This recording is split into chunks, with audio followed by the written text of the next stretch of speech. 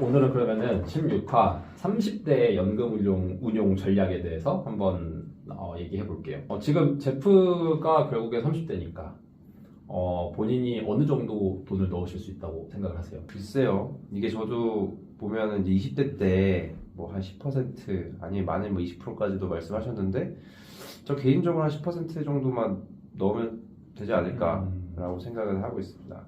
근데 생각을 해보면은 제프의 연봉이 처음보다 많이 올랐고, 그쵸?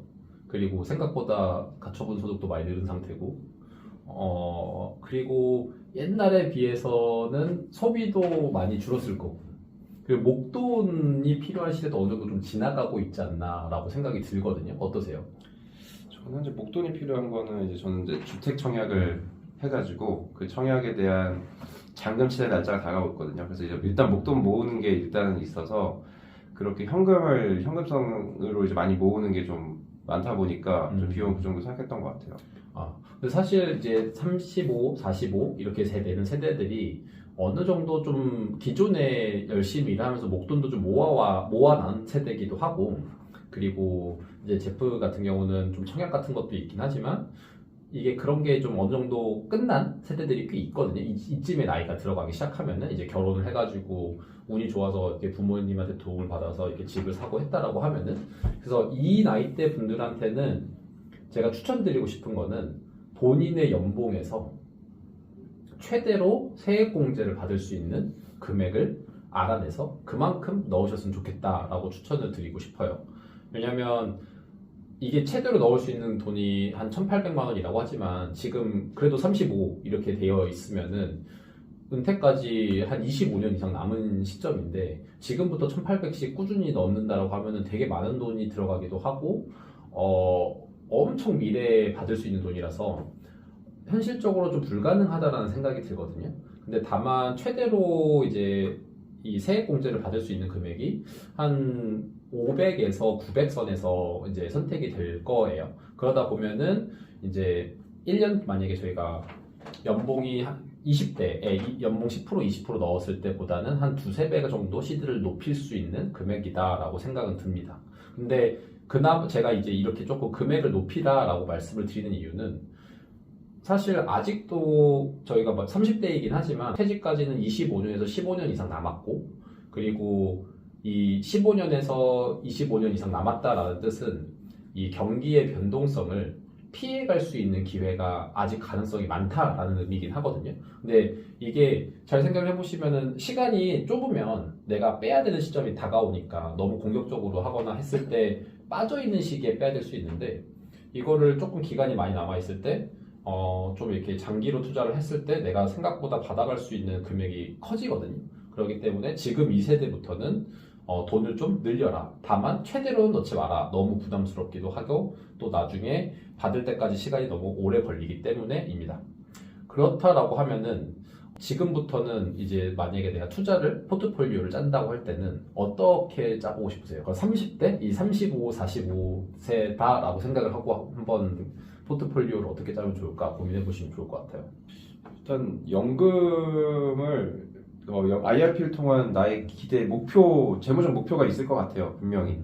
어떤 분들은 내가 일단 안정적인 직장을 다니고 있어서 뭐 추가적인 수입이나 이런 게 발생할 것들을 맞지 않고 충분히 예측 가능한 재무 구조라면은 그 많이 이제 납입을 하시면서 준비를 할 수도 있을 것 같고, 저 같은 경우는 이제 되게 사실 훨씬 더 왕성한 뭐 활동들, 뭐 사회적인 활동들, 뭐 사업에 관련된 활동들 이런 것들을 하는 시기이기 때문에 너무 많은 금액을 안전자산에 묶기에는 좀 저는 어려운 상태라서 사람들마다 상황은 좀 다를 수 있을 것 같습니다. 저는 사실 이 세대 분들에게 어떻게 투자 포트폴리오를 짜라라고 추천을 드리고 싶냐면, 제가 20대에는 좀 공격적으로 한번 해보라고 했잖아요. 뭔가 이렇게 성장 가능성이 있는 국가나 아니면은 한번 파생 같은 것도 공부해서 투자해봐라 라고 했는데, 이유는 단 하나예요. 시간이 많기 때문에. 혹시 손실이 뜨더라도 만회할 수 있는 시간이 존재하기 때문에. 근데 다만 35세에서 45세부터는 시간이 10년 이상 줄어있기 때문에 혹시 과도하게 수익률이 떨어져 버릴 경우에 좀 회복하는데 시간이 충분하지 않을 수가 있거든요. 그래서 파생 이런 거는 좀 건들지 마셔라. 다만 성장 가능성이 있는 국가에도 일부는 투자를 해보시고 너무 많지는 않게, 그리고 어느 정도 수익이 보장되어 있는 미국 같은 시장에 적극적으로 투자를 해서 나의 수익률이 한 7%에서 10% 내에서 만들어질 수 있는 포트폴리오를 짜보시면 좋겠다라고 말씀을 드려요.